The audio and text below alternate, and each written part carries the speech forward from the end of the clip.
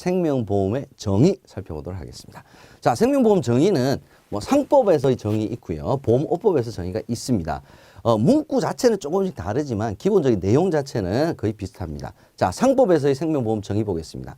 생명보험 계약의 보험자는 보험자가 이제 보험회사를 뜻하는 거죠. 피보험자의 사망, 생존, 사망과 생존에 관한 보험사고가 발생할 경우 약정한 보험금을 지급할 책임이 있다라고 생명보험을 정의하고 있습니다. 보험업법에서는 자, 요거 위험 보장을 목적으로 하는 거죠. 예, 요거 괄호로 이렇게 딱 쳐고 시험 문제 많이 나옵니다. 위험 보장을 목적으로 사람의 생존, 사망, 예, 요것도 보험 사고가 어떤 것들이냐 해서 요것도 괄호로 이렇게 나와서 찾는 용어 찾는 문제가 출제가 될 수가 있습니다. 자, 다시 한번 처음부터 보죠. 위험 보장을 목적으로 사람의 생존 또는 사망에 관하여 약정한 금전 및 그 밖의 급여를 지급할 것을 약속하고 대가 보험료를 순수하는 계약이다 라고 보험업법에서는 정의를 하고 있습니다. 보험업법 시행령에서는 생명보험 상품을 생명보험 계약, 연금보험 계약 이 두 가지로 나눠서 구분을 하고 열거를 하고 있습니다. 그래서 시험 문제는 보험업법 시행령에서 생명보험 상품은 어떻게 열거하고 있습니까? 뭐 이렇게 시험 문제 나올 수가 있습니다. 생명보험 계약, 연금보험 계약, 퇴직보험 계약이 반드시 포함이 되어 있다라는 점 여러분께서 유의해서 기억해 두시기 바랍니다.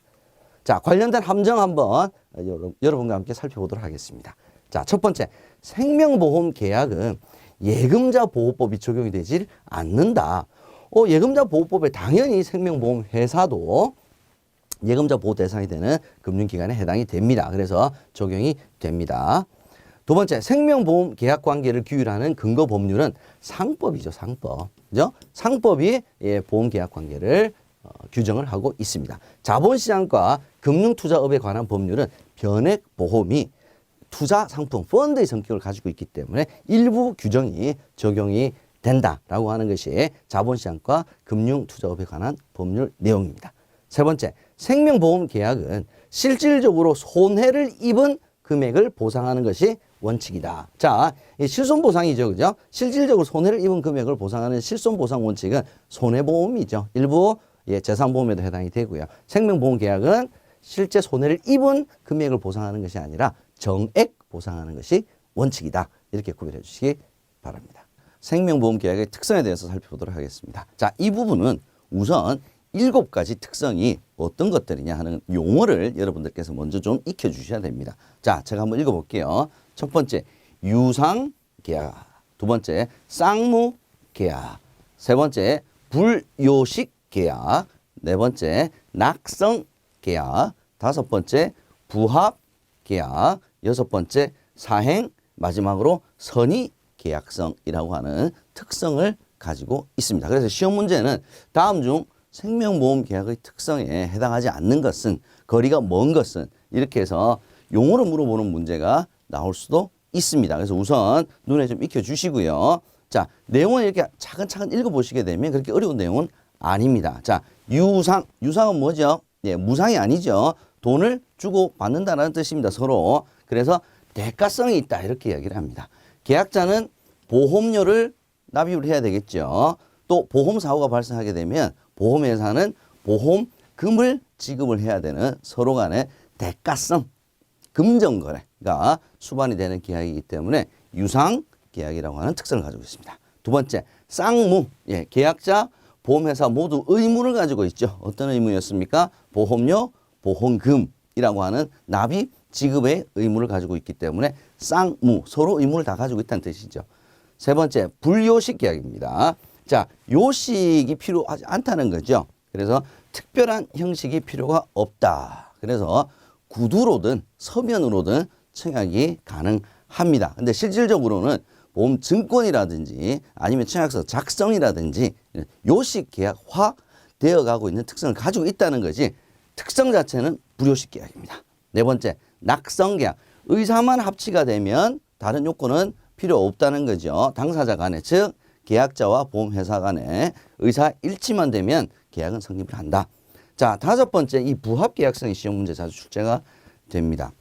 보험회사 입장으로서는 수많은 개인 계약자별로 약관을 작성할 수가 없죠. 그래서 일단 작성을 먼저 해놓습니다. 약관을. 그래서 계약자 입장에서는 그 작성된 약관을 전체를 다 동의를 할 것이냐 아니면 거절을 할 것이냐의 선택밖에 없죠.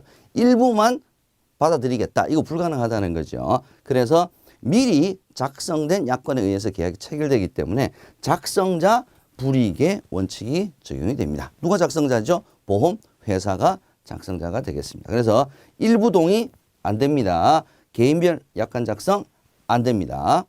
여섯 번째, 사행 계약성이라고 하는 특성을 가지고 있습니다. 자, 보험사고, 그죠? 보험계약의 특성은 장래에 우연한 사고로 인해서 발생한 사고를 보상하는 겁니다. 그래서 우연한 사고에 기인을 하기 때문에 사행 계약성이라고 하는 특성을 가지고 있습니다. 마지막으로 선의. 자, 선의를 가지고 있어야 된다는 거죠. 왜냐하면 이 장래 우연한 사고에 이 사고가 발생하기 때문에 선의 성실의 원칙에 의해서 이 계약이 형성이 되지 않으면 자칫 도박화, 사기화 될 가능성이 있기 때문에 고지 의무, 계약 전 알릴 의무를 부여를 하는 것이 바로 이 선의 계약성의 특성 때문에 그렇다라는 점을 여러분께서 기억해 두셔야 될 것 같습니다. 함정을 찾아나 보겠습니다. 자, 보험 계약의 선의 계약성으로 인해서 보험 계약의 해석에 있어서 작성자 불이익의 원칙이 적용이 된다. 자, 작성자 불이익의 원칙은 이미 약관을 미리 만들어 놓는 거죠. 그래서 전체를 받아들일 거냐, 일부만 받아들일 수 없다는 거죠. 아니면 전체를 거절할 거냐밖에는 할 수가 없다. 부합 계약성 때문에 이런 작성자 불이익의 원칙이 적용이 됩니다. 그래서 선의 계약성은 아닙니다. 선의 계약성은 딱 떠올리셔야 되는 게 계약 전 알릴 의무, 이렇게 보시면 되겠습니다. 두 번째 보겠습니다. 보험 계약자별로 개개인의 필요에 따라 보험약관을 따로 만들 수가 없다. 그죠? 예, 전체를 동의하거나 전체를 거절하는 수밖에는 없다라는 점 여러분께서 기억해 두시기 바랍니다. 키노트 생명보험 상품의 특성에 대해서 한번 살펴보겠습니다. 자, 생명보험 상품은 무형의 상품입니다. 그죠? 유형이 무슨 뭐 고무장갑이라든지 자동차라든지 이렇게 만질 수 있는 것도 아니죠. 그죠? 자, 그래서 구매에 따른 효과를 바로 느끼기가 어려운 무형의 상품이다. 그래서 이 효용, 이 상품의 효용도 당장 구매를 하자마자 느낄 수가 없다는 거죠. 그래서 발생 시점에, 즉 사고 발생 시점이 되어야 이 상품의 효과를 느낄 수 있는 무형의 상품이다. 요거 시험 문제에 자주 언급이 됩니다. 반드시 기억을 해 두셔야 됩니다. 그래서 미래 지향적이다. 그리고 아주 장기 효용성의 상품이다. 이렇게 얘기를 합니다. 세 번째, 자, 청약과 승낙 등 절차가 필요합니다. 계약 전 알릴 의무도 있었죠. 그죠? 예, 고지 의무 뭐 이런 거 다 있습니다. 그래서 청약이라고 하는 의사표시, 또 승낙이라고 하는 의사표시가 있어야 되는 절차가 필요한 상품이다. 뭐 언더라이팅도 있고 상품을 우리가 계약을 할 때 여러 가지 절차들 여러분께서 잘 아시죠. 그래서 절차가 필요한 상품이다. 네 번째, 계약자의 라이프 사이클에 맞춘 다양한 설계가 가능하다. 뭐 특약도 무진장 많죠. 그죠? 또 상품도 굉장히 다양합니다. 그래서 다양한 설계가 가능하다. 마지막으로 가입 이후에도 지속적인 정보가 제공이 됩니다. 계속 유지를 하려고 그러면 납입도 해야 되겠죠. 그죠? 중간에 무슨 상황이 생기게 되면 변경도 해야 됩니다. 그죠? 그 다음에, 예를 들어서 뭐, 대출을 받는다든지 뭐 이런 절차들이 굉장히 장기 상품이기 때문에 가입 이후에도 지속적으로 정보가 제공이 되어야 유지가 될 수 있는 상품이다. 이렇게 보시면 되겠습니다. 굉장히 쉬운, 난이도가 쉬운 부분이죠. 그죠? 이 부분도 의외로 지문으로 자주 출제가 되는 부분이니까 여러분께서 쭉 이해를 한번 해주시면 쉽게 맞출 수 있는 부분이다. 이렇게 볼 수 있겠습니다. 함정을 찾아라 한번 보겠습니다. 첫 번째, 생명보험은 구매에 따른 효과를 바로 느낄 수가 없다 그랬죠. 그죠? 무형의 상품이니까. 또 장기 효용성, 미래 지향적인 상품이라고 하는 성격을 가지고 있기 때문에 그렇다. 여러분 기억해 주시기 바랍니다. 두 번째, 생명보험 계약에서 청약서 작성은 보험 계약의 성립 요건이다. 자, 이게 이제 생명보험 계약의 특성, 상품의 특성에서 조금 약간 좀 혼동을 줄 수 있는 부분인데, 자, 성립 요건, 생명보험 계약 자체는 실은 특별한 절차, 특별한 어떤 행위를 요구하지 않는 낙성 계약, 의사만 합치가 되게 되면 성립이 되죠. 그죠? 근데 실질적으로는 이제 요식화, 그죠? 요식화되어 가면서 여러 가지 절차가 필요한 그런 성격을 가지고 있기 때문에 지문이 혹시 청약서 작성이 성립 요건이냐라고 물어보면 아니다. 그죠? 예, 구두로도 가능하다라는 점 여러분께서 기억을 해 두시기 바랍니다. 세 번째, 보험회사의 청약과 계약자의 승낙. 이거 반대죠, 반대. 그죠? 예, 예. 청약은 누가 하는 거냐? 계약자가 하는 거죠. 그래서 얼핏 쓱 이렇게 읽어보면 맞는 말 같아요. 그죠? 차근차근 읽어보셔야 됩니다. 항상 시험 보실 때도 시간은 충분해요. 충분하니까 지문을 차근차근 읽어보시는 그런 현명함, 지혜가 필요할 것 같습니다. 생명보험 상품의 구성 살펴보겠습니다. 자, 생명보험 상품을 일단 개발을 할 때 가지는 원칙부터 살펴보겠습니다. 자, 어떤 원칙을 가지고 상품을 개발을 하느냐? 자, 우리 앞서서도 배웠습니다만 대수의 법칙, 수지 상등의 원칙, 생명표, 그죠? 사망률, 자, 이런 것들을 기초로 해서 개발, 판매를 하고 있습니다. 자, 이런 건 이제 기본이죠. 자, 중요한 것은 뭐냐면 기초서류입니다. 기초서류. 자, 생명보험 상품을 개발을 할 때 기초서류를 반드시 작성을 해야 되는데 시험 문제는 다음 중 기초서류에 해당되지 않는 것은 이런 문제가 나올 수가 있습니다. 그래서 기초서류에 어떤 것이 해당이 되는지 사업방법서, 보험약관, 보험료 및 책임준비금 산출방법서 등이 기초서류에 해당이 됩니다. 상품 설명서 이런 거 해당이 안 됩니다. 여러분께서 반드시 기억을 해 주시길 바라고요. 자, 이제 마지막 문장 저와 같이 차근 한번 읽어보죠. 자, 신고사항에 해당되는 경우에 금융위원회에 신고를 한다. 자, 찬찬히 읽어봤습니다. 자, 이건 무슨 뜻이냐면 신고사항에 해당이 되지 않는다면 신고할 필요가 없다 이렇게 됩니다. 이해되셨습니까? 다 신고해야 되는 것은 아니다. 자, 신고사항이 여러분 해당이 됐을 경우에 어디다 신고를 하느냐? 생명보험협회 아니다 이 말이죠. 어디입니까? 금융위원회에 신고를 반드시 해야 된다라는 점 두 가지를 여러분께서 잘 구별을 해 주시기 바랍니다. 자, 다음으로 생명보험 상품의 구성은 주계약과 플러스 특약으로 구성이 되어 있습니다. 그래서 생명보험 상품은 주계약, 특약이죠. 그죠? 그래서 이 두 가지를 구별을 해야 됩니다. 이 두 가지를 섞어서 문제가 나올 수가 있습니다. 자, 기본적인 보장 계약을 나타내는 것이 주계약입니다. 그죠? 기본 나타내는 거니까 중심적인 보장 내용이 뜻하는 것이 주계약이 될 거고요. 또 가입 목적을 나타내고요. 계약 성립의 기본이 되는 것이 바로 주계약입니다. 그래서 주계약 자체만으로도 보험계약이 성립이 가능합니다. 자, 이렇게 우리가 비교를 하다 보면 그럼 딱 떠오르셔야 됩니다. 특약만으로는 보험계약이 성립이 되질 않는다. 특약만으로는 가입이 불가능하다. 이게 중요한 거죠. 예, 특약이 뭐 저축성이고 뭐고 하여튼 어떤 이유를 붙이더라도 특약만으로는 계약이 성립이 안 됩니다. 가입할 수가 없습니다. 자, 특약은 추가 보장하거나 아니면 계약자의 편의를 더 보완하기 위한 그러한 계약이 우리가 특약이다 이렇게 보시면 되는데 보장을 추가하거나 확대하기 위해서는 질병, 뭐 사망 보장을 더할 수도 있고요. 아니면 뭐 암 사망 질병과 관련돼서 이렇게 보장을 추가 확대하기 위한 거나 재해 관련 특약 등이 있습니다. 두 번째로는 제도성 특약이라는 것이 있는데 제도성 특약은 뭐냐면 보험료의 추가 부담이 없습니다. 자, 보장을 추가 확대하기 위해서는 그만큼 비용을 더 치러야 돼요. 그래서 보험료가 추가됩니다, 이거. 근데 제도성 특약은 편의를 도모하기 위한 것이기 때문에 보험료의 변동이 없습니다. 추가 보험료를 납입하지 않아도 가입자의 편의를 도모하기 위해서 우량채 할인 특약, 할인해 주는 거죠. 그 다음에 연금 전환할 수 있는 특약이라든지 장애인 전용 보험 전환 특약이라든지 보험료 부담이 없이 가입자의 편의를 도모하기 위한 특약을 우리가 제도성 특약이다. 이렇게 구별을 합니다. 그래서 시험 문제는 보장을 추가 확대하기 위한 특약이냐, 제도성 특약이냐를 구별하는 문제가 출제가 많이 되고 있으니까 여러분 보장을 추가하기 위한 특약과 제도성 특약, 편의를 도모하기 위한 특약을 두 가지를 반드시 구별을 해 주시기 바랍니다. 이어서 함정을 찾아라 한번 살펴보도록 하겠습니다. 자, 보험회사에서 보험 상품을 개발하여 판매하고자 할 때는 반드시 기초서류를 작성을 해야 됩니다. 뭐냐? 사업방법서 맞네요. 약관 맞네요. 보험료 및 책임준비금 산출 방법서 다 맞네요. 설계계획서라는 건 없죠. 이게 아니라 기초 서류를 작성해야 됩니다. 두 번째, 주계약을 가입하지 않고 특약만으로 가입할 수 성립이 안 된다 그랬죠. 특약만은 가입이 안 됩니다.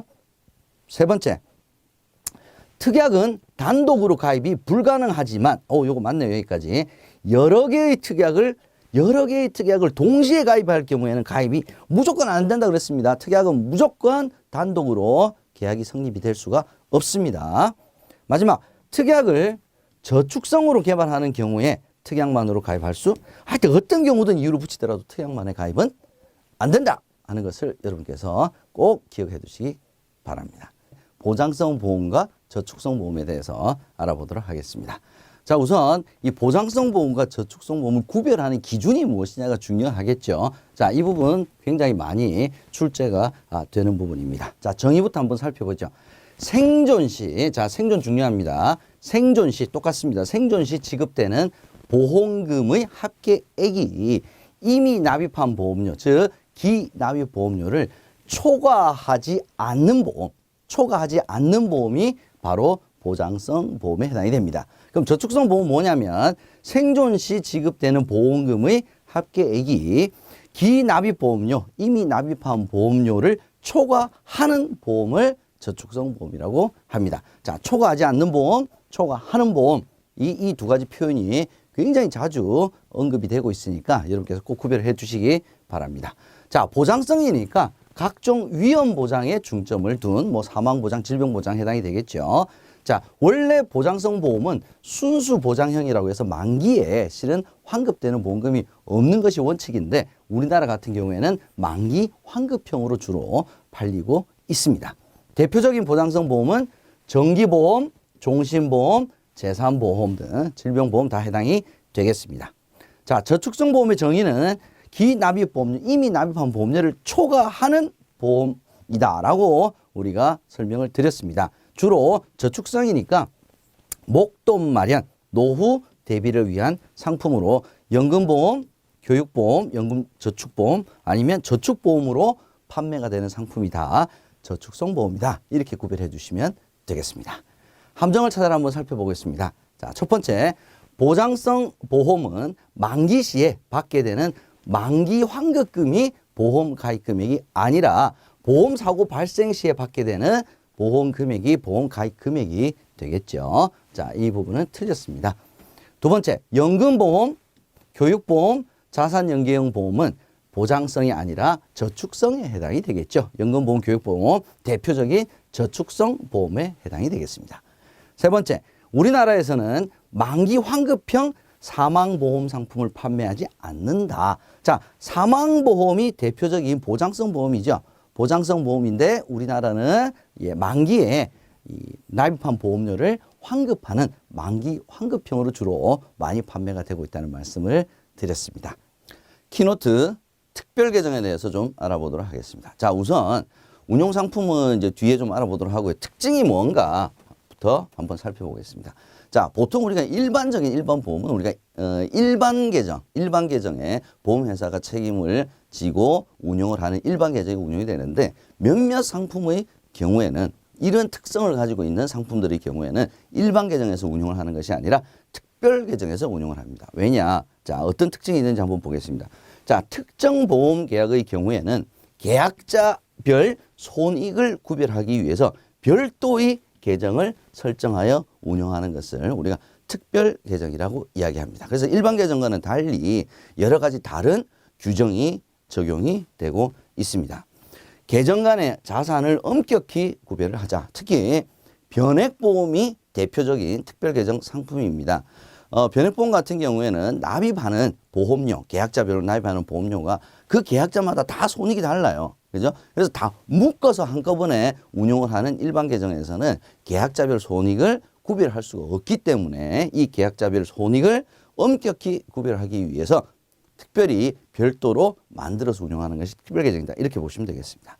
그래서 보험 계약자 간의 형평성 및 보험 경영의 투명성을 제공하기 위해서 운영되는 것이 특별 계정이다. 그래서 적립금 운용 시에 계정의 별도로 계정을 별도로 분리하느냐, 다 묶어서 같이 운용을 하느냐에 따라서 일반 계정과 특별 계정으로 나뉘어진다. 이렇게 보시면 되겠습니다. 자, 대표적으로 특별 계정에서 운용되는 상품은 연금, 저축보험, 퇴직보험, 변액보험, 퇴직연금, 실적배당보험, 자산연계형보험, 공시이율형 빼고 나머지 실적배당형으로 운용이 되는 자산연계형 보험이 특별계정에서 운용되는 상품이다. 그래서 시험 문제 다음 중 거리가 먼 것은 이렇게 해서 특별계정 운용되는 상품 3개, 일반계정 하나 이렇게 나이를 해놓고 찾는 문제가 나올 수도 있고요. 다음 중 특별계정에서 운용되는 상품은 뭐 이렇게 직접적으로 물어보는 문제도 자주 출제가 되니까 자, 요 특별계정 운용 상품은 여러분께서 반드시 알고 있으셔야 될 내용이다. 이렇게 볼 수가 있겠습니다. 함정을 찾아라 보겠습니다. 자, 실손의료보험은 제3보험 보장성이죠. 그죠? 특별계정에서 운용되는 상품이 아니다. 예, 이렇게 여러분께서 봐주셔야 될 것 같습니다. 키노트, 준비금의 이자를 적립하는 방식에 따라서 생명보험 상품을 어떻게 분류하는지 살펴보도록 하겠습니다. 자, 4가지 정도로 분류를 합니다. 첫 번째는 확정 금리형, 두 번째 금리 연동형, 세 번째는 실적 배당형, 네 번째는 자산 연계형. 자, 제가 이렇게 쭉 한번 읽어드렸는데 이 제목만 들어보더라도 대충 어떤 방법인지 여러분께서 감은 잡으셨을 거라고 생각이 듭니다. 하나씩 한번 살펴보죠. 자, 확정금리형이라고 하는 것은 최초 가입 시에 이미 몇 퍼센트를 운용할 것이냐가 확정되어 있습니다. 그래서 가입 시에 정한 이율로 언제까지? 만기 때까지 계속 쭉 그 이자율로 적립을 하는 방식입니다. 과거에 확정금리형 많았었죠. 최근에는 거의 전부 다, 뭐 거의 대부분이 금리 연동형이다. 이렇게 보시면 되겠습니다. 자, 보험회사의 자산운용 수익률 플러스 시장금리. 시장금리가 오르냐 떨어지냐에 따라서 이 부분을 감안을 해서 금리를 바꾸는 거죠. 그래서 그 금리에 연동을 해서 적립 이율도 변동하는 것을 우리가 금리 연동형이다. 보통은 뭐 석 달 이렇게 바꿀 수도 있고요. 뭐 한 달에 한 번씩 이렇게 바뀌어지기도 합니다. 세 번째는 실적 배당형 보험입니다. 실적 배당형 보험의 가장 대표적인 상품은 역시 변액 보험이겠죠. 주식과 채권에 운용을 해서 발생하는 수익대로 적립금의 준비금의 이자를 적립하는 방식입니다. 그래서 펀드로 운용을 한다라는 표현이 있습니다. 그래서 유가증권에 투자를 해서 주식과 채권이죠. 운용 실적을 요거 조심하셔야 돼요. 매일 평가합니다. 매일. 그래서 투자 성과는 100% 계약자에게 귀속이 되고 대표적인 상품은 변액 보험이다. 자, 여러분께서 이렇게 보시게 되면 일단 실적 배당이 내용이 많죠. 내용이 많다라는 무슨 뜻이냐? 시험 문제 출제될 가능성이 높다라는 겁니다. 자, 이해하셨죠? 자, 근데 실적 배당형보다 더 내용이 많은 게 뭐냐면 자산 연계형이에요. 이 시험 문제는 자산 연계형이 제일 많이 나옵니다. 자산 연계형 보험 어떤 보험인지 한번 살펴보겠습니다. 특정 자산의 운용 실적에 연계를 합니다. 연계. 그래서 기본적으로 최저 보증 이율을 미리 설정을 합니다. 실적 배당형하고 다른 게 이거죠. 그래서 뭐 한 1에서 2% 정도 최저 보증 이율을 설정을 하고요. 플러스 특정 자산의 운용 실적에서 나온 이율을 플러스 더해주는 성격의 상품이 자산 연계형 보험입니다. 그래서 변액보험보다는 안정적입니다. 왜? 변액보험, 실적배당형 보험은 모든 투자의 결과가 100% 계약자에게 귀속이 되죠. 그래서 플러스가 나오든 마이너스가 서로 나오더라도 다 계약자가 책임을 져야 합니다. 자산연계형 보험은 기본적으로 최저 보증 이율이 정해져 있는 상태에서 플러스 알파가 얼마가 될 거냐를 계산하는 것이기 때문에 변액보험보다는 상당히 안정적이다. 그죠? 일반 보험 상품보다는 높은 수익률을 기대할 수 있다라고 하는 것이 자산연계형 보험의 특징입니다. 자, 설명이 자산연계형이 제일 많았죠. 많았다는 것은 무슨 뜻입니까? 시험 문제 출제될 가능성이 높다, 내용이 많다 이렇게 여러분께서 생각해 주시면 되겠습니다. 함정을 찾아라. 한번 찾아보겠습니다. 자산연계형 보험은 최저 이율을 설정하여 안정적으로 운용한다 예, 안정적으로 운영하죠. 여기까지 다 맞는 얘기입니다. 안정적으로 운영한다는 점이 변액보험의 성격과 동일한 점이 아니죠. 그죠? 변액보험은 안정적으로 운영하는 것이 아니라 수익성을 목표로 해서 운영하는 상품입니다. 이렇게 최저 이율을 설정하여 안정적으로 운영한다는 점이 변액보험과 다른 점이었죠. 두 번째, 금리 연동형 보험은 최저 보증 이율을 설정해 놓고 연계 자산의 수익률에 따라 추가로 이율을 보장하는 보험이다. 이게 금리 연동형 보험이 아니라 자산 연계형 보험. 이렇게 설명이 됐으면 맞는 지문이 되겠습니다. 키노트 갱신형 보험에 대해서 알아보도록 하겠습니다. 자, 보험 가입 후에 일정 기간이 지나면 연령, 일정 기간이 지났으니까 연령 높아지겠죠. 연령이 높아지니까 당연히 위험률도 높아집니다. 그래서 연령과 위험률을 변경을 해서 보험료를 다시 산정해서 유지하는 보험을 우리가 갱신형 보험, 갱신형 상품 이렇게 얘기를 합니다.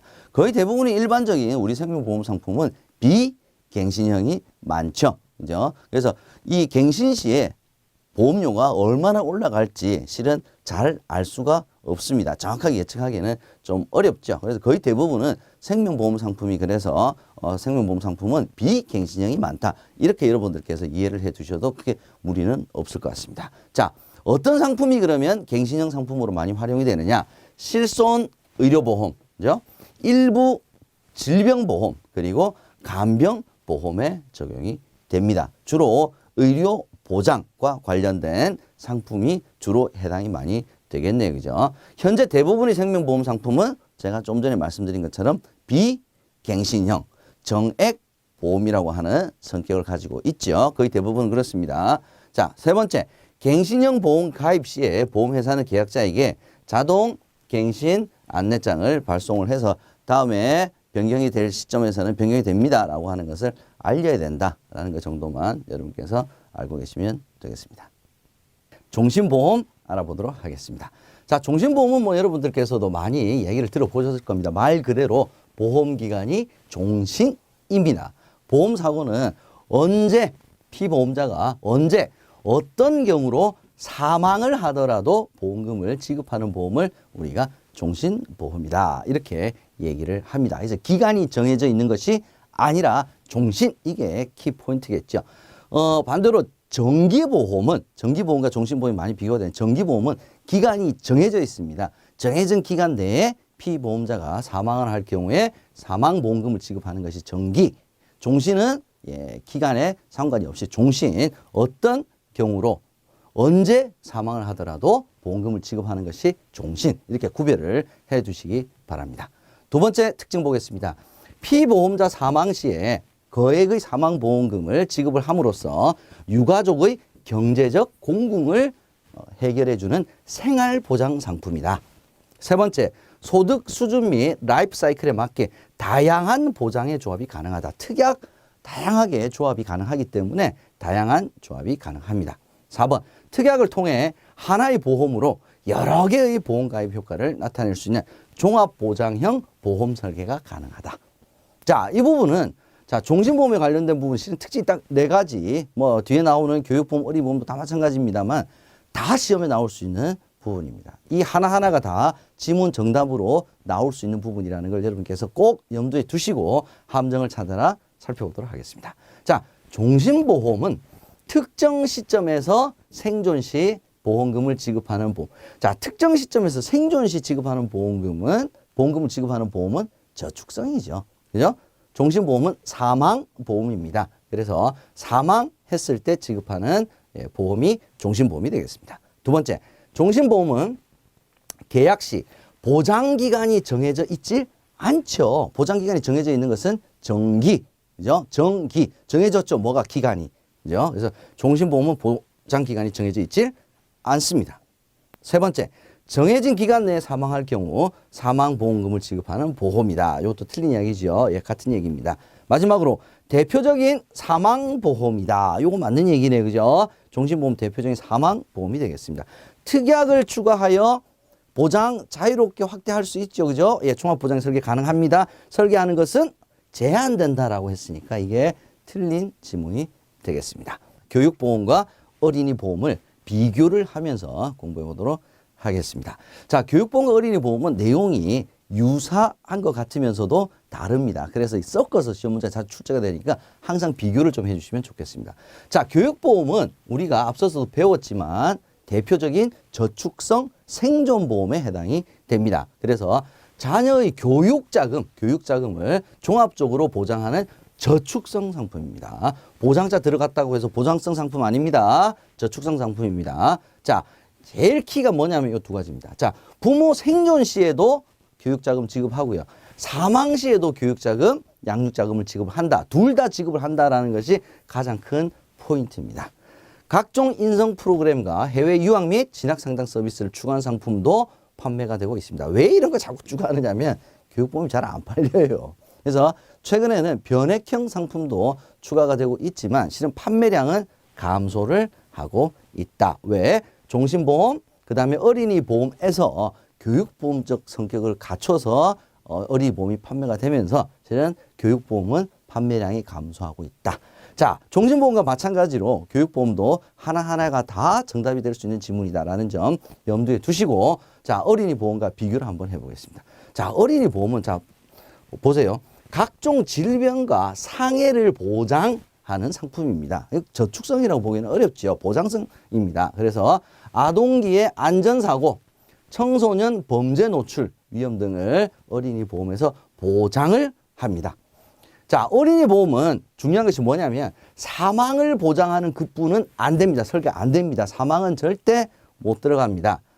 또 하나의 특징은 뭐냐면 교육보험적인 성격을 가미된 상품이 있어서 부모 사망 시에 계약이 소멸되거나 종결되는 것이 아니고 학자금을 지급하는 상품이 많이 판매가 되고 있습니다. 그래서 교육보험의 판매량이 감소하는 추세다라고 제가 말씀을 드렸죠. 그죠? 자, 마지막 또 하나의 핵심은 뭐냐면 만 15세 미만, 어린이니까 만 15세 미만이 이제 가입을 했는데 만 15세 미만에 사망을 했을 때 어떻게 되냐? 자, 납입보험료 전액 그리고 책임준비금 중에서 큰 금액을 지급하고 계약은 소멸됩니다. 해지환급금 지급한다, 책임준비금만 지급한다, 이거 다 틀렸습니다. 책임준비금과 납입보험료 전액을 비교해서 서로 큰 금액을 지급을 한다라는 점 여러분께서 꼭 알아두시고 다시 한번 교육보험과 어린이 보험의 차이점이 뭔지를 여러분께서 꼭 기억을 해두시기 바랍니다. 함정을 찾아보겠습니다. 교육보험은 생사혼합보험 아니죠. 그죠? 생존보험이라고 말씀드렸죠. 대표적인 저축성 보험이다 라고 해야 맞는 내용이 되겠습니다. 두 번째, 교육보험은 부모 생존 시, 사망 시 다 보험금이 지급이 된다 그랬죠. 생존 시에는 지급되지 않는다 그랬으니까 이게 틀렸습니다. 저축성이니까 실은 저축성이라는 것만 생각을 하시면 생존 시든 사망 시든 상관없이 보험금이 지급이 되는 게 맞죠. 세 번째, 어린이 보험은 어린이와 청소년기에 발생할 수 있는 사망을 보장하는 게 아니죠. 그죠? 질병, 상해를 보장하는 상품이고 어린이 보험에서는 사망을 보장하는 급부 설계는 불가능하다. 예, 꼭 기억을 해 두셔야 됩니다. 마지막, 어린이 보험은 원칙적으로 사망을 보장하는 설계를 할 수 없다. 오, 이거 맞네요. 그죠? 그래서 만 15세 미만 사망 시에는 기납입 보험료를 지급하는 것이 아니라 기납입 보험료와 뭐죠? 책임준비금 중에서 큰 금액을 지급을 한다라는 점 다시 한번 기억해 두시고 키노트 유니버셜 보험에 대해서 한번 살펴보도록 하겠습니다. 자, 기본적으로 이 유니버셜이라고 하는 이 용어 요것만 여러분께서 잘 이해를 해 주시면 좋겠습니다. 자, 유니버셜이라고 하는 것은 종합금융형 상품이라고도 얘기를 하는데 뭐 때문에 그러냐면 추가 납입이 자유로워요. 언제든지 더 납입을 하고 싶으면 언제든지 추가적으로 납입을 할 수 있는 추가 납입. 또 중도에 돈이 만약에 필요하다. 자유롭게 중도 인출이 가능하다. 이 두 가지 기능이 보험 상품에 추가가 되어서 우리가 이런 상품을 유니버셜 보험이다. 이렇게 얘기를 합니다. 그래서 가장 큰 특징은 추가 납입과 중도 인출 이렇게 보시면 되겠습니다. 자, 일반 계정에서 운용되는 유니버셜 상품인 경우에는 요거 시험 문제 자주 나옵니다. 자, 어떻게 그러면 이자를 불이를 하느냐? 기본 보험금의 공시이율로 불이를 합니다. 공시이율로. 왜? 일반 계정에서 운용이 되기 때문에 그렇습니다.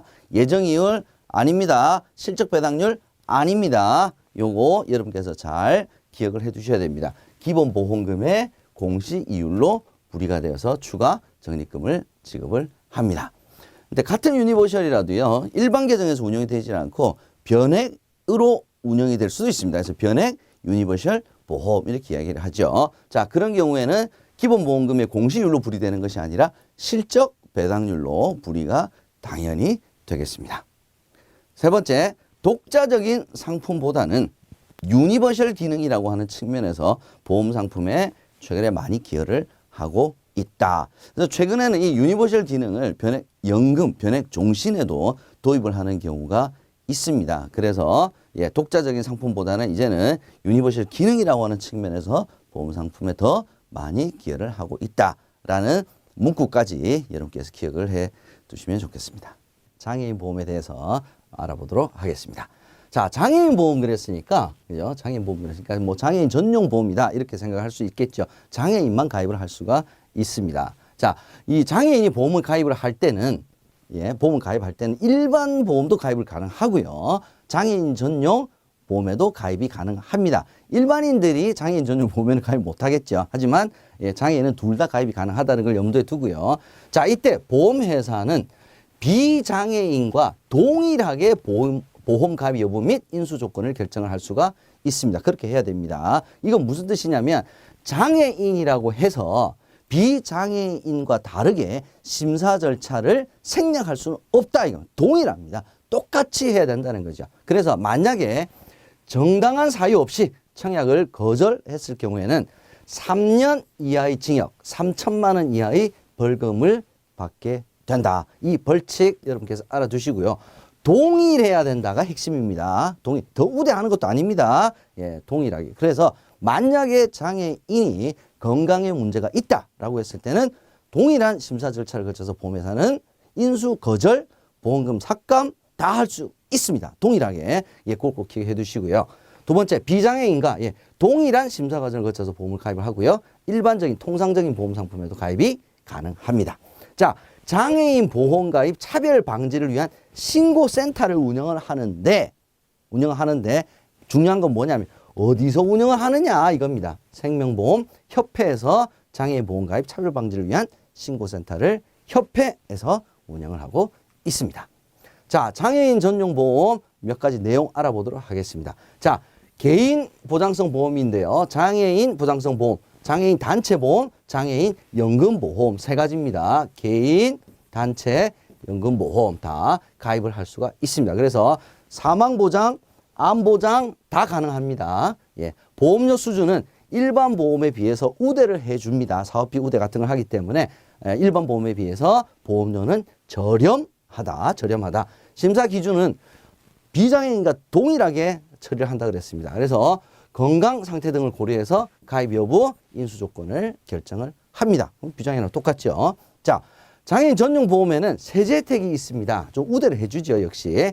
자, 장애인이 중요한 거 보험 수익자라야 됩니다. 보험금을 수령하는 수익자인 계약의 보험금은 연 4천만 원, 얼마? 4천만 원 한도로 증여세가 비과세됩니다. 증여세를 안 받는다는 거죠. 자, 두 번째, 장애인이 피보험자 또는 수익자일 때는 납입한 보험료 연 100만 원 한도 내에서 15% 세액 공제를 해줍니다. 자, 최근에 장애인 전용 보험 제도 중 특약이 도입이 되었습니다. 그래서 일반 보장성 보험에 가입한 장애인도 세액 공제를 장애인 전용, 장애인에 해당되는 세액 공제 혜택을 받을 수가 있는 특약이 도입이 되었다라는 것이 추가가 되었습니다. 함정을 찾아라 한번 살펴보겠습니다. 자, 장애인으로 등록된 경우에 심사 과정을 생략할 수 없죠. 심사 과정은 장애인이나 비장애인이나 동일하게 거쳐야 된다라는 것이 핵심이었습니다. 두 번째, 가입 당시 피보험자의 건강 상태와는 무관하게 가입이 가능하다. 자, 장애인이라고 해서 건강 상태와 무관하게 가입이 가능한 것은 아니죠. 계속 제가 강조합니다만 비장애인과 동일하게 심사 기준이 적용이 된다. 세 번째, 장애인 전용 보험은 보장 내역이 유사한 일반 보험에 비하여 보험료가 상대적으로 비싸다. 보장내역이 유사한 일반 보험에 비해서 상대적으로 보험료가 싸다가 맞죠. 저렴하다. 우대를 해준다 그랬죠. 네 번째 보겠습니다. 장애인을 보험 수익자로 하는 보험계약의 보험금은 연간 얼마? 5천만 원이 아니라 4천만 원 한도 내에서 증여세를 비과세한다. 가 장애인 보험의 가장 핵심들 내용이었습니다. 연금보험에 대해서 공부해 보도록 하겠습니다. 자, 첫 번째 연금보험은 저축성 보험이죠. 그죠? 노후를 대비한 상품입니다. 보험 기간이 두 가지로 구별이 됩니다. 제1 보험기간, 제2 보험기간입니다. 자, 연금이 개시되기 전, 그러니까 보험료를 납입하는 기간이고요. 이 기간 중에 납입하는 기간 중에는 피보험자가 사망을 하게 되면 사망보험금을 지급하는 위험보장기간입니다. 위험보장기간. 이 보험기간은 연금이 개시된 이후를 뜻합니다. 그래서 연금 지급이 되는 기간을 우리가 제2보험기간이라고 이야기를 합니다. 그래서 연금보험의 보험기간은 제1보험기간과 제2보험기간으로 나누어서 우리가 얘기를 할 수 있는데 두 기간은 서로 중복될 수가 없습니다. 연금 개시 전, 후 이렇게 나눠지는 거죠.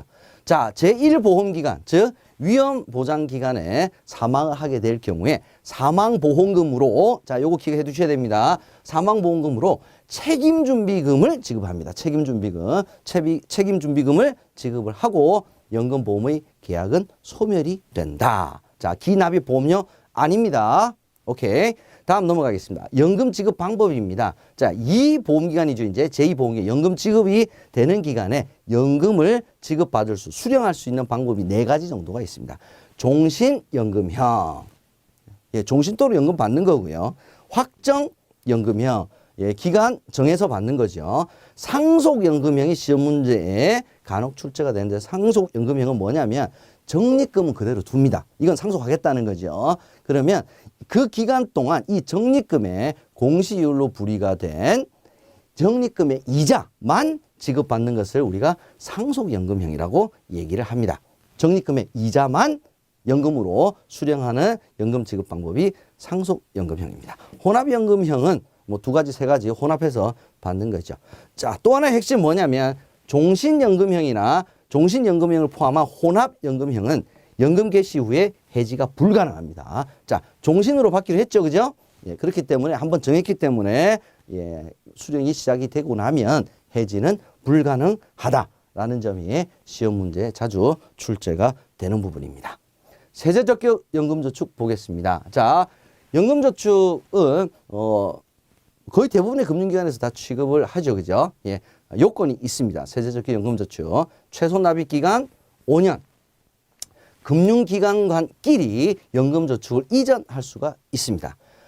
가입 나이 제한이 없습니다. 납입 한도 연간 1,800만 원입니다. 분기 아닙니다. 요거 분기 아니에요. 연간 1,800만 원이고 근거 법령은 소득세법입니다. 왜? 세액공제, 소득공제가 세액공제로 바뀌었기 때문에 소득세법을 적용을 받는다라는 점. 자, 세제적격 연금저축의 요건들. 이 부분도 시험 문제에 자주 출제가 언급이 되는 부분이니까 여러분들 꼭 기억을 해 두시기 바랍니다. 이 중에서 자주 좀 틀리시는 게 가입 나이, 그죠? 납입 한도. 출제 많이 되는 것은 소득세법. 뭐, 요 정도는 여러분께서 반드시 기억을 해 두셔야 될 부분이다. 라는 말씀 드리면서 함정을 찾아라 한번 살펴보겠습니다. 자, 종신연금형을 포함한 혼합연금형의 경우에는 연금 개시 이후 계약 해지가 불가능하다 그랬죠. 그죠? 종신연금형은 계약 해지가 연금 개시가 딱 시작되고 나면 불가능하다. 요거 중요합니다. 두 번째, 위험보장기간인 1보험기간에 사망을 하게 되면 해지환급금을 지급하는 것이 아니라 책임준비금 지급하는 거죠. 기납입 보험료도 아닙니다. 그리고 계약은 소멸이 됩니다. 세 번째, 세제적격 연금저축의 보험료 공제는 소득공제 방식이 아니라 다 보장성 보험료도 마찬가지지만 세액공제죠. 세액공제. 소득세법에 적용을 받습니다. 네 번째 보겠습니다. 연금보험의 위험보장기간과 연금 지급기간은 일부 중복이 된다. 자, 중복 안 된다 그랬죠. 그죠? 예, 지급 개시 전, 연금 지급 후 이렇게 딱 나눠지기 때문에 중복이 될 수가 없습니다. 마지막 함정 보겠습니다. 2014년부터 세제적격 연금저축은 세액공제 방식에서 소득공제 방식으로 변경되었다. 요거 반대죠, 그죠? 예. 소득공제가 세액공제 방식으로 바뀌었다. 예. 자, 지금까지 함정까지 다 한번 살펴봤습니다. 이 연금보험도 굉장히 시험에 많이 출제가 되는 부분이니까 여러분께서 유의 있게 꼭 살펴보시길 바란다는 말씀 드리면서 키노트 퇴직연금 알아보도록 하겠습니다. 자, 흔히 우리가 퇴직연금 혹은 퇴직연금 제도 이렇게 얘기를 하는데 너무 낯설어 하지 마시고요. 이걸 어떻게 개념을 생각하시냐면 여러분들 그냥 퇴직금 생각하시면 됩니다. 예전에는 이제 기업들이 종업원들에게 퇴직 시에 지급하는 퇴직금을 회사가 가지고 있었죠.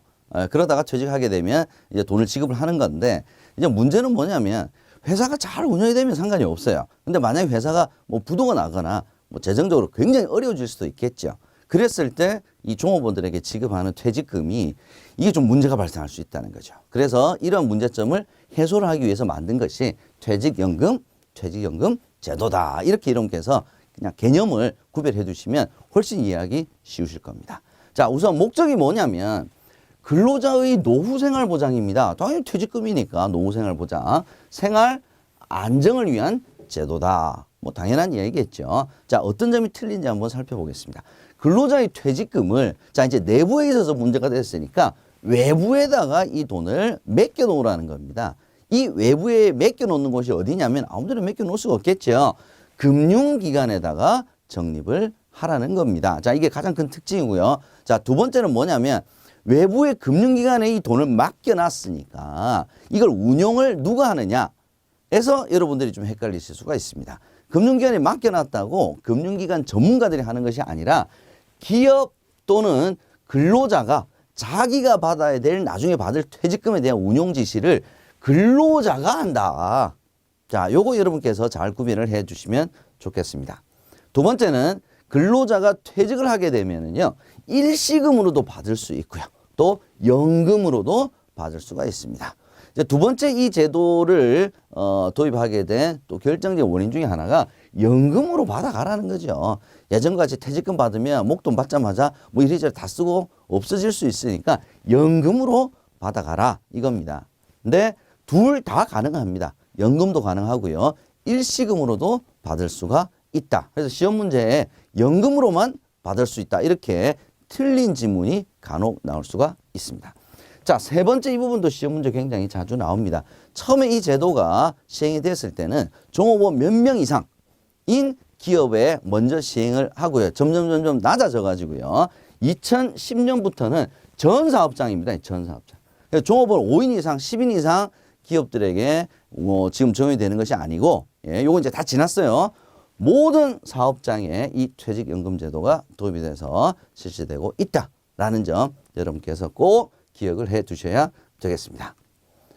자, 두 번째 이제 퇴직연금 제도의 종류 몇 가지 있는데 한번 살펴보도록 하겠습니다. 우선 DB형이라고 하는 게 하나 있고요. DC형이라는 게 하나 있고 세 번째 IRP라고도 부르기도 합니다. 자, 이걸 우리가 한국말로 이렇게 바꿔보면 DB형을 확정급여형, DC형을 확정기여형, IRP를 개인형 퇴직연금 이렇게 구별을 합니다. 제가 이렇게 하나씩 읽었을 때는 이유가 있습니다. 자, 왜냐? 자, IRP는 사람들이 헷갈리질 않아요. 쉽게 구별 가능하죠. 근데 확정급여형과 확정기여형은 이 내용에 있어서 조금 혼돈이 될 수도 있기 때문에 제가 하나씩 따로따로 읽은 겁니다. 자, 볼게요. 확정급여형이고요. 확정기여형이 다릅니다. 자, 이건 어디서 차이가 있냐면 요 차이점이 시험 문제 나올 수 있기 때문에 제가 설명을 드리는 겁니다. 자, 급여는 보통 확정이죠. 확정되어 있다는. 그러니까 받을 돈이 확정되어 퇴직금이 확정되어 있다는 뜻입니다. 그래서 퇴직자가 퇴직을 하게 되면 한 달에 얼마 정도 연금을 받을 수 있는 이 돈이 딱 확정이 되어 있다는 겁니다. 그래서 회사가 기업이 이 돈을 마련하기 위해서 매달 돈을 적립을 하겠죠. 외부의 금융기관에 할 때 운용 수익률에 따라서 왜 받을 돈이 결정되어 있기 때문에 운용 수익률에 따라서 어떤 달은 100만 원, 어떤 달은 110만 원 납입하는 금액이 달라지게 됩니다. 두 번째 확정 기여형은 뭐냐면 뭐가 확정되어 있냐면 기업들이 매달 퇴직금으로 부담하는 금액은 확정이 되어 있습니다. 그러면 돈을 내면 운용을 하겠죠. 그죠? 이자가 붙겠죠. 그죠? 얼마가 이자가 붙을지는 알 수가 없어요. 그럼 뭐가 달라지냐면 종업원들이 나중에 퇴직금으로 받아가는 돈이 달라지게 되는 겁니다. 자, 어떤 차이가 있는지 여러분께서 구별이 되셔야 됩니다. 이 두 부분이 시험 문제 출제가 될 수 있다는 점 여러분께서 기억을 좀 해 두시고요. 뭐가 확정돼 있고 뭐가 변동이냐라는 것을 구별해 주시기 바랍니다. 개인형 퇴직연금 계좌는 확정급여형이 됐든 확정기여형이 됐든 기존에 지금 의무적으로 납입하고 부담을 해야 되는 퇴직연금 제도 말고 추가로 하는 겁니다. 개인이 자기의 판단에 의해서 추가로 난 더 할래 라는 생각이 들었을 때, 그런 의지가 있을 때 하는 것이 개인형 퇴직연금입니다. 자, 퇴직급여금의 일시금 수령자나 아니면 DB형이나 DC형 기가입자가 자기 부담으로 추가로 더 하고 싶다라고 했을 때 가입하는 것이 개인형 퇴직연금 계좌다. 이렇게 보시면 되겠습니다. 일종의 뭐 저축계좌다. 이렇게 생각하셔도 될 것 같습니다. 자, 기업형 IRP는 상시근로자 10인 미만 사업장에 한해서 적용을 한다라는 점 여러분께서 함께 기억을 해 두시면 좋겠습니다. 함정을 찾아보겠습니다. 5인 미만의 근로자를 고용하는 사업장은 가입이 안 된다. 자, 퇴직연금 제도는 전 사업장에 다 시행이 되고 있다 그랬죠. 그래서 5인 미만, 10인 미만 이거 다 틀린 지문이 되겠습니다. 두 번째, 근로자 퇴직 시에 연금만으로 지급이 가능하다가 아니라 연금뿐만 아니라 일시금으로도 가능하다. 여러분 기억해 두시기 바랍니다. 변액보험에 대해서 살펴보도록 하겠습니다. 생명보험 상품 가운데 이 변액보험에 대한 내용이 가장 많고요. 출제도 가장 빈번한 부분이니까 여러분께서 꼭 유익 있게 살펴주시기 바랍니다. 자, 변액보험이란 뭐냐? 예, 정의를 한번 살펴보겠습니다. 계약자가 납입한 보험료를 회사가 책임지는 게 아니죠. 예, 보험료 중에서 일정 사업비, 경비를 제외한 나머지 금액을 주식, 채권과 같은 유가증권에 투자를 합니다. 그래서 이 유가증권 투자에서 발생한 수익을 고객에게 다시 보험금으로 배분해주는 실적 배당형 보험이다 라고 하는 것이 변액보험의 정의가 되겠습니다. 그래서 혹시 뭐 주가가 떨어지거나 했을 때 수익률이 마이너스 날 수도 있는 실적 배당형 투자형 상품이다. 이렇게 보시면 되겠습니다. 자, 관련 법률 이것도 시험 문제 굉장히 자주 출제가 되는 부분이죠. 자, 변액보험도 보험은 보험이죠. 그죠? 또 투자의 성격도 가지고 있습니다. 기본적으로 보험 상품이죠. 두 가지 성격을 다 가지고 있습니다. 생명보험 상품의 성격, 투자형 상품의 성격. 그렇기 때문에 법률도 두 가지 적용을 받습니다. 첫 번째는 보험업법. 왜? 보험 상품이니까. 그죠? 또 투자의 성격을 가지고 있기 때문에 자본시장과 금융투자법에 관한 법률을 동시에 적용을 받고 있다라는 점 여러분께서 반드시 기억을 해 두시고요. 변액보험은 생명보험 상품이기 때문에 손해보험에서 판매 불가능합니다. 반드시 생명보험 회사에서만 판매가 가능하다라는 점도 지문으로 한 번씩 언급이 되는 부분입니다. 유의해 주시기 바랍니다. 자, 변액보험의 특징 한번 보겠습니다. 자, 첫 번째, 유가증권 등에 투자를 하기 때문에 실적에 따라서 보험금 달라집니다. 해지, 환급금 변동합니다. 늘 변동합니다. 왜? 유가증권에 투자를 하니까 주식, 채권 가격이 매일 변하죠. 그죠? 두 번째 특징을 보겠습니다. 수익성을 중시합니다. 왜 그럼 이런 주식과 채권에 투자하는 변액보험이 만들어졌냐? 수익성 때문이죠. 수익성. 그죠? 안정성은 일반 보험을 뜻하는 겁니다. 그래서 투자 위험은 회사가 부담하는 것이 아니라 계약자가 100% 부담을 합니다. 계약자 책임의 원칙이 적용이 되죠. 세 번째, 공평한 투자 손익 배분을 위해서 일반 계정이 아니라 특별 계정에서 운영을 합니다. 자, 각각 개개인별, 계약자 개개인별 납입 보험료 금액 투입 시기 다 다르죠. 그죠? 주식과 채권을 산 시기도 다 다릅니다. 보험금을 수령하는 시기도 전부 다 틀리죠. 그래서 각각 계약자에게 공평한 투자 손익, 각각 주식을 사고 각각 주식을 판 그 손익을 계약자별로 공평한 배분을 하기 위해서 일반 계정이 아니라 특별 계정에서 운영을 합니다. 네 번째, 실적 배당형 상품이기 때문에 예금자 보호법의 적용을 받지 않는다. 이거 굉장히 중요하죠. 그러나 단 회사가 최저 보증하는 보험금 그리고 특약은 예금자 보호법의 적용을 받습니다. 예, 주계약은 받지 않지만 최저 보증하는 보험금 특약은 받습니다. 자, 다섯 번째, 이제 요거 중요하죠. 자, 실적 배당형 상품 투자에 대한 결과는 다 계약자가 책임을 지죠. 손실이 날 수도 있습니다. 자, 이랬을 때 보험 상품이 가지는 가장 기본적인 보험의 성격, 즉 보장, 연금, 노후 대비, 자, 이런 기본적인 보험 고유의 기능을 유지를 하기 위해서 어떤 제도가 있냐면 아무리 실적이 나빠지더라도 일정 수준 이상의 사망보험금은 지급을 보장한다는 겁니다. 사망보험금은 지급을 한다는 겁니다. 단 해지 환급금은 최저 보증이 없어요. 중도에 해지를 하게 되면 해지 환급금은 중도에 해지한 해지 환급금은 최저 보장하지 않지만 일정 수준의 사망보험금, 일정 수준의 연금 적립금, 연금 개시 시점에 연금 지급 재원이 되는 연금 적립금은 최저 보증을 합니다. 자, 그러면 뭘로 어떤 금액을 보증하느냐가 시험 문제의 출제가 될 수가 있습니다. 변액 종신보험, 변액 유니버셜 보장형. 변액 종신보험과 변액 유니버셜 보장형은 둘 다 보장성 보험이죠. 보장성 보험은 기본 사망보험금을 최저 보증하고요. 저축성 변액보험인 변액연금보험, 변액 유니버셜 적립형과 같은 저축성 변액보험은 기납입보험료를 사망보험금으로 최저 보증합니다. 자, 최저 보증하는 사망보험금, 변액종신, 변액 유니버셜 보장형은 기본 사망보험금, 변액연금, 변액 유니버셜 적립형과 같은 저축성 변액보험금은 최저 보증하는 사망보험금은 기납입보험료다. 이걸 꼭 기억을 해 두셔야 됩니다. 자, 여섯 번째, 변액종신 같은 경우에는 사망보험이죠. 그래서 사망보험금은 최저 보증하지만 변액연금 같은 경우에는 제1보험기간에 사망을 하게 될 경우에는 사망보험금이 있고요. 연금 지급 개시 시점이 되게 되면 연금 지급 재원도 있어야 됩니다. 그죠? 그래서 변액연금 같은 경우에는 사망보험금뿐만 아니라 연금 최저연금 적립금도 기납입보험료로 보증을 합니다. 언제? 연금 지급 개시 시점에. 그래서 연금 지급 시점이 되지 않았는데 중도 해지를 한다? 최저 보증 없다 이거죠. 이걸 구별해 주셔야 됩니다. 마지막 일곱 번째, 꼭 판매 자격 시험에 합격한 사람만이 판매가 가능합니다. 전문 자격증이 없이는 판매가 불가능하다라는 점 여러분께서 알아두시면 좋겠습니다. 상품 구조 보겠습니다. 자, 변액보험은 기본적으로 고객이 납입한 총 보험료에서 사업비, 위험보험료를 제외한 나머지 일정 금액을 제외한 나머지 금액이 특별계정으로 투입돼서 주식과 채권에 운용이 됩니다.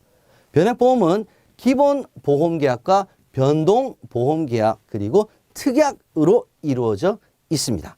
기본 보험계약은 최저 보증의 산정의 기초가 되는 보험계약을 우리가 기본 보험계약이라고 하고요. 실적에 따라서 변동하는 보험계약을 우리가 변동보험계약이라고 합니다. 자, 시험 문제는 뭐가 나오느냐면, 자, 변동보험계약이 만약에 운용 실적이 안 좋아졌어요. 마이너스가 나게 되면 추가로 보험료를 납입을 해야 된다, 안 해야 된다가 지문으로 나오는데 어떤 경우라도 변동보험계약에서 추가 보험료 부담은 없다.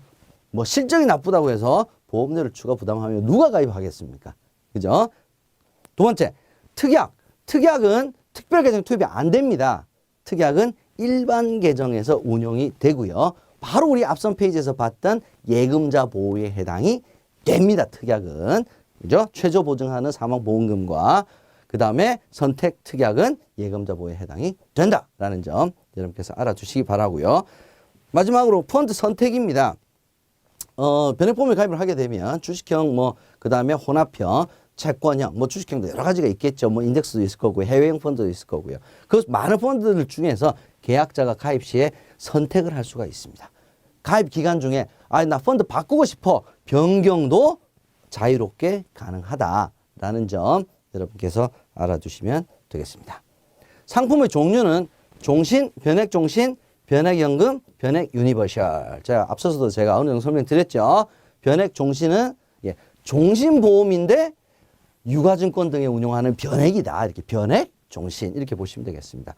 연금 전환 특약 등 특약 부과 가능하고요.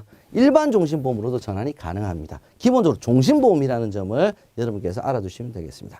변액연금도 연금보험이죠. 일반 연금보험처럼 연금 지급 방식, 종신연금형, 확정연금형, 상속연금형 등으로 자유롭게 계약자가 선택을 할 수가 있습니다. 변액 유니버셜은 적립형, 저축성이죠. 보장형, 보장성이죠. 구별이 됩니다. 그래서 적립형과 보장형 상품은 최저 사망보증 설정, 변동보험금 계산 방식이 다르다. 얘가 시험 문제에 한 번씩 나오네요. 변동보험금 계산하는 방식이 다르다. 여러분께서 꼭 기억을 해 주시기 바라고요. 이 변액보험에 대한 계약 관리 내용은 계약자에게 반드시 분기별 1회 이상, 분기별 1회 이상입니다. 반기 아닙니다. 1회 이상 계약자에게 통보하도록 되어 있습니다. 자, 변액보험과 관련된 함정 찾아보겠습니다. 변액연금보험은 저축성이죠. 중도해지 시에, 중도해지 시는 일단 무조건 보증이 안 됩니다. 그죠? 기납입보험료 보증하지 않습니다. 그러면 기납입보험료를 보증하는 것은 뭐냐? 사망보험금, 그죠? 연금 지급 개시 시점에 연금 적립금, 재원을 기납입보험료로 보증하는 것이 중도해지하고는 상관이 없습니다. 두 번째, 변액연금보험은 계약자가 1보험기간 내에 사망할 경우에 계약자 적립금으로 사망보험금을 지급을 하는 것이 아니죠. 그죠? 1보험기간에 변액연금 사망을 하게 되면 기본 사망보험금 플러스 사망 당시의 계약자 적립금을 사망보험금으로 지급하는데 이 금액이 기납입보험료보다 적었다. 그러면 기납입보험료를 최저 보증한다가 변액연금보험의 제1보험기간 사망 시 지급하는 사망보험금이 되겠습니다. 세 번째, 변액유니버셜에서 적립형과 보장형은 저축성과 보장성 상품 완전히 다르죠. 그래서 최저 사망 보증 설정, 변동보험 계산 방식은 다르다. 동일하지가 않다. 마지막으로 변액보험에 가입한 지 1년이 지난 계약을 대상으로 분기별 1회 보험계약 정보를 계약자에게 통보한다. 자, 분기별 1회는 맞죠. 분기별 1회는 맞는데 문제는 1년이 지난 계약이 아니라 모든 변액보험 계약에 해당이 되는 요건이 되겠습니다. 여러분 수고하셨습니다.